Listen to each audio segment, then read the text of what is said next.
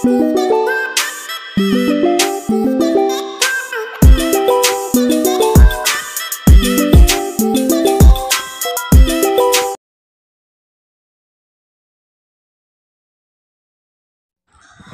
అండి, అందరికీ నమస్తే. Welcome to Jyothi 321 worlds. ఈరోజు మన ఛానల్లో చేయబోయే వీడియో నిమ్మకాయ పులిహోర. దానికోసం మనకు కావాల్సినవి శనగపలుకులు, శనగపప్పు, కరివేపాకు, ఎండుమిరపకాయలు, పచ్చిమిరపకాయలు, ఆవాలు.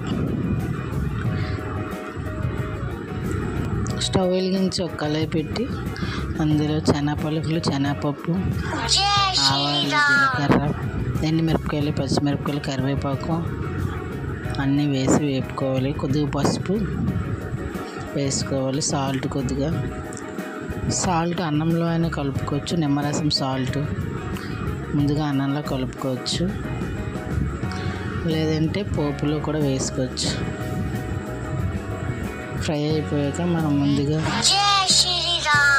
పెట్టుకున్న అన్నంలో కలుపుకోవాలి.